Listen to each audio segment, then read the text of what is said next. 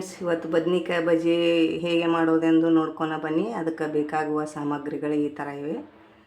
ಮೊದಲಿಗೆ ಹಸಿಬೇಳೆ ಹಿಟ್ಟು, ಅದಕ್ಕೊಂದು ಸ್ವಲ್ಪ ಉಪ್ಪು, ಸೋಡಾ ಹಾಕ್ಕೊಳ್ಳಿ.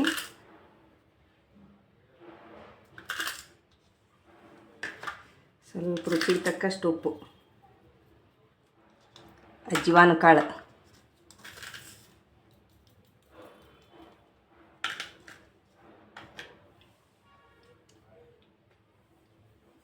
ನೀರು ಆ್ಯಡ್ ಮಾಡಿ ಇದಕ್ಕೆ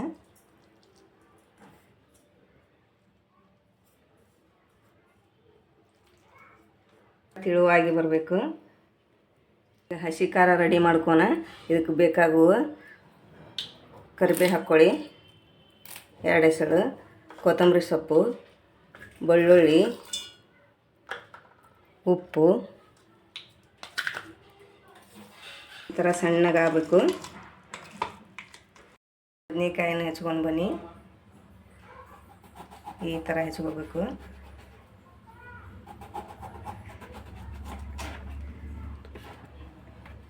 ಈ ಥರ ಆಗ್ಬೇಕು ನೋಡಿರಿ. ಒಳಗೆ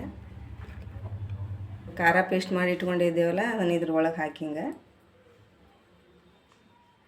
ಫೋಲ್ಡ್ ಮಾಡಿ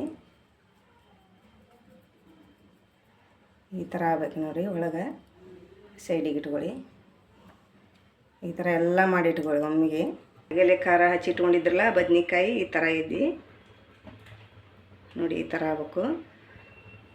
ಈ ಥರ ಎಣ್ಣೆ ಒಳಗೆ ಬಿಟ್ರಿ ಹಿಂಗೆ ಹೊಳ್ಸ್ಕೋಬೇಕು. ಹಿಂಗೆ ಚೆನ್ನಾಗಿ ಕರ್ಕೊಳ್ಳಿ. ಕೆಂಪು ಇದು ಗೋಲ್ಡನ್ ಕಲರ್ ಬರುತ್ತಾನ ಹಿಂಗೆ ಸಣ್ಣ ಉರಿ ಒಳಗೆ ಕರ್ಕೊರಿ. ಇವನ್ನ ಈ ಥರ ಆಗಿರ್ತವೆ. ಗೋಲ್ಡನ್ ಕಲರ್ ಬರೋವರೆಗೂ ಕರಿಬೇಕು. ಈ ಥರ ನೋಡಿ. ಒಳಗೆ ಈ ಥರ ಆಗಬೇಕು. ಹಸಿ ಇದು ಉಳಿಬಾರ್ದು. ತಿನ್ನಕ್ಕೆ ಸಖತ್ತಾಗಿರುತ್ತೆ.